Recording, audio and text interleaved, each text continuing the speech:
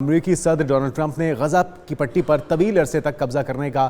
اعلان کر دیا ہے اور امریکی صدر کا منصوبہ تاریخ ساز ہے۔ ڈونلڈ ٹرمپ نے اسرائیلی وزیر اعظم نیتن یاہو کے ساتھ وائٹ ہاؤس میں مشترکہ پریس کانفرنس کرتے ہوئے کہا کہ امریکہ غزہ کی پٹی پر قبضہ کر لے گا اور ہم اس کے مالک ہوں گے، جس کا مقصد اس علاقے میں استحکام لانا اور ہزاروں ملازمتیں پیدا کرنا ہوگا۔ مزید اس موقع پر ڈونلڈ ٹرمپ کا نیتن یاہو کا کیا کہنا تھا، پہلے وہ سنیے۔ صدر ڈونلڈ ٹرمپ نے اسرائیلی وزیر اعظم نیتن یاہو کے ساتھ وائٹ ہاؤس میں مشترکہ پریس کانفرنس کرتے ہوئے کہا ہے کہ امریکہ غزہ کی پٹی پر قبضہ کر لے گا۔ اردن اور مصر کے رہنما فلسطینیوں کے لیے جگہ فراہم کریں گے۔ مشرق وسطیٰ کے دیگر رہنماؤں سے بات ہوئی ہے، انہیں فلسطینیوں کو غزہ سے منتقل کرنے کا آئیڈیا پسند آیا ہے۔ وہ جلد اسرائیل، غزہ اور سعودیہ کا دورہ کریں گے۔ اس منصوبے میں سعودی عرب بہت مددگار ثابت ہوگا۔ ہمیں امید ہے کہ جنگ بندی برقرار رہے گی۔ بہت سے ممالک جلد ہی ابراہم معاہدے میں شامل ہوں گے۔ The U.S. will take over the Gaza Strip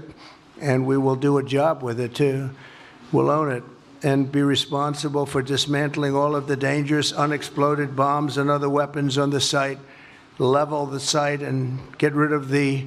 destroyed buildings, level it out, create an economic development that will supply unlimited numbers of jobs and housing for the people of the area. Trump نے بتایا کہ Nitin Yahoo کے ساتھ ملاقات میں ہم نے Hamas کے خاتمے کو یقینی بنانے کے طریقے پر تبادلہ خیال کیا ہے۔ غزہ کو دوبارہ تعمیر کرنے اور اس پر قبضہ کرنے کا عمل انہی لوگوں کے ذریعے نہیں ہونا چاہیے۔ اسرائیلی وزیر اعظم نیتن یاہو کا کہنا تھا کہ ٹرمپ کا منصوبہ تاریخ بدل سکتا ہے۔ اسرائیل اور امریکہ اس بات کو یقینی بنائیں گے کہ ایران کبھی ایٹمی ہتھیار تیار نہ کرے۔ ڈونلڈ ٹرمپ کی گفتگو آپ نے سنی ہے۔ اس پر بات کرنے کے لیے منصور جعفری صاحب ماہر مشرق وسطی امور ہمارے ساتھ موجود ہیں۔ آپ کو ویلکم کہیں گے پاکستان مارننگ میں۔ منصور صاحب، جس جارحانہ انداز میں امریکہ کی سوچ تھی وہ تو کسی سے ڈھکی چھپی نہیں تھی، جس طرح سے اب اظہار کیا جا رہا ہے کہ امریکہ غزہ کی پٹی پر قبضہ کر لے گا، ہم اس کے مالک ہوں گے، جس کا مقصد اس علاقے میں بظاہر وہ کہتے ہیں استحکام لانا ہے، ہزار ملازمتیں لانا ہے، اس طرح سے کھل کے اظہار امریکی حکومت کی طرف سے کیا ماضی میں اس کی کوئی مثال ملتی ہے؟ بہت شکریہ جی۔ میں سمجھتا ہوں جی کہ امریکی جو عوام اور اسٹیبلشمنٹ اور خاص طور پہ ان کی جو حکومت ہے اس کی اس سے بڑی بدقسمتی اور کوئی نہیں ہو سکتی کہ اس وقت ان کی سربراہی ایک ایسے صدر کر رہے ہیں کہ جو امریکہ کی جو مسلمہ خارجہ پالیسی ہے اس کو اپس اینڈ ڈاؤن کر دیا انہوں نے۔ جس انداز سے انہوں نے یہ بیان دیا ہے انتہائی غیر ذمہ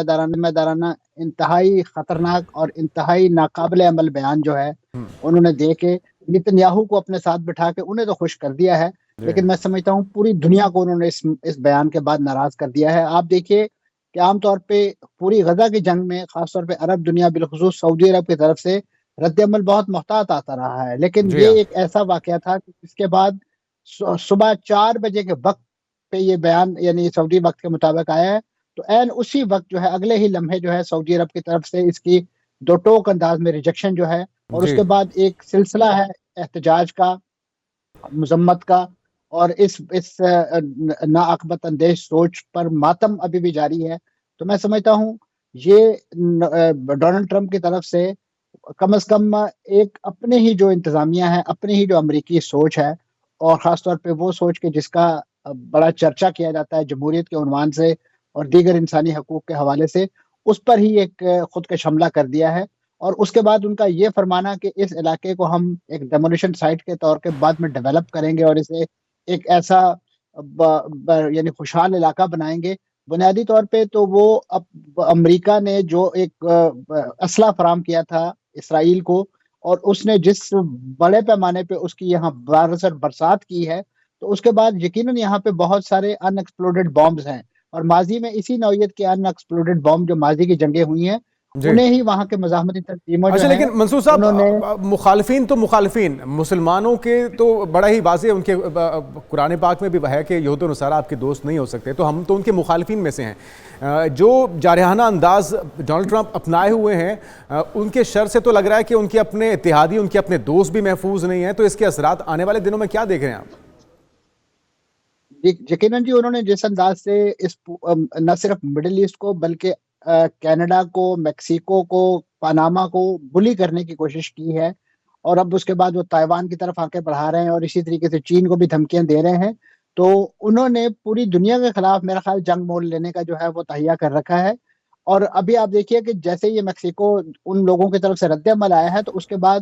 ایک ہی دن کے اندر اندر جو ہے انہوں نے اپنے اس ڈیسیژن کو ریورس بھی کیا ہے. جی اور ماضی میں آپ دیکھیے کہ جن جن علاقوں پہ اسرائیل نے امریکہ نے خوشحالی کے نام پہ اپنی جنگیں مسلط کی ہیں، چاہے وہ ویتنام ہو، افغانستان ہو، آپ دیکھیے کہ وہ اور عراق ہو، تباہی اور بربادی کا ایک ایسا وہ چیپٹر چھوڑ کر آئے ہیں کہ جہاں آج تک زندگی جو ہے وہ نارملائز نہیں ہو سکتی. اور آپ دیکھ لیجئے پڑوس میں افغانستان کا کیا حال ہے، عراق میں کیا حال ہے. تو اچھا، اسی یہ جو طریقے سے دعویٰ اگر تھا وہ سمجھتے آنے ہیں سے پہلے اور آنے کے فوراً بعد بھی، آنے سے ایک دو روز پہلے جس وقت جنگ بندی ہوئی ہے تو وہ اس کو کریڈٹ لے رہے تھے کہ جی بڑا کارنامہ انہوں نے سر انجام دیا ہے سیز فائر کروا کے. اور جو ڈونلڈ ٹرمپ کی کمپینز تھیں اور جو ان کو جاننے والے لوگ ہیں وہ بھی یہی کہتے ہیں کہ وہ بزنس مائنڈ کے شخص ہیں، وہ جنگیں روکنے والے ہیں. ان کے ٹینیور میں پچھلی بار کوئی جنگ شروع نہیں ہوئی کیونکہ وہ چاہتے ہیں کہ زیادہ سے زیادہ اکانومی کو اسٹرینتھن کیا جائے. تو اس بار جو ان کے عزائم ہیں وہ تو بالکل ہی مختلف دکھائی دے رہے ہیں، اور جو ان کے پلاننگز ہیں اس کو دیکھ کے لگتا نہیں ہے کہ اس بار ان کا ٹینیور پرامن ہو. آپ کی رائے کیا ہے اس پہ؟ جی، ان کا جہاں تک کاروباری شخصیت ہونے کا تھا تو ان کا کاروبار بیسیکلی یہ وار انڈسٹری ہی ہے. آپ نے ماضی میں بھی دیکھا ہے کہ وہ اسی نوعیت کے بیانات اپنی پرانی انتخابی مہم میں بھی دیتے رہے ہیں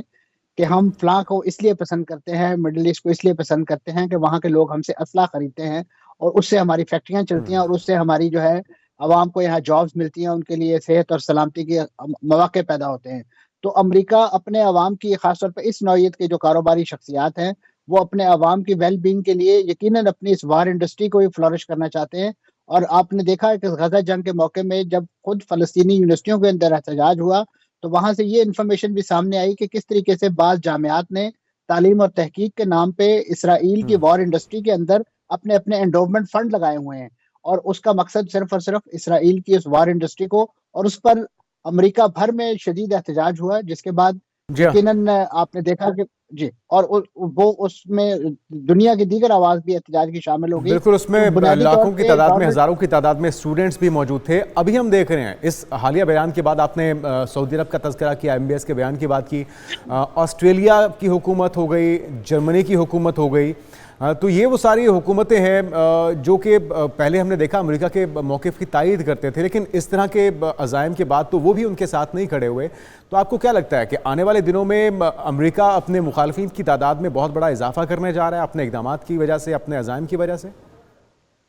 جی، امریکہ تو نہیں، امریکہ کے یہ جو صدر ہے ان کی کم از کم یہ ایک شعوری کوشش لگتی ہے کہ اس وقت دنیا جو ہے وہ ایک طرف ہو جائے، اور امریکہ کے یہ صدر جو ہیں وہ اپنے ایک انوکھے ایجنڈے اور اپنے یہ جو بہت ہی مالدار متمول قسم کے جو ایلن مسک اینڈ کمپنی جو انہوں نے اپنے جی ارد گرد اکٹھی کر رکھی ہے، جو بنیادی طور پہ صہیونیوں سے زیادہ صہیونی ہے. بائیڈن نے تو خود اعلان کیا تھا کہ میں صہیونی ہوں، لیکن یہ اپنے اقدامات کے ذریعے یہ ثابت کر رہے ہیں کہ انہیں دنیا کے امن اور آشتی سے کوئی دلچسپی نہیں ہے. وہ صرف اور صرف دنیا کو طاقت کے زور پہ بلی کرنا چاہتے ہیں، اور یہی وجہ ہے کہ انہوں نے آج تک جو ہے مشرق وسطیٰ بالخصوص فلسطین میں امن قائم نہیں ہونے دیا، اور خود اپنے ہی کیے ہوئے ماضی کے معاہدات جو ہے چاہے وہ معاہدہ اوسلو ہو، اب خود اس اقدام کے ٹھیک. بعد اردن کے ساتھ ان کا جو امن معاہدہ ہے، جو مصر کے ساتھ امن معاہدہ ہے، وہ بھی خطرے میں دکھائی دیتا ہے. بہت شکریہ، منصور جعفری صاحب ہمارے ساتھ موجود تھے.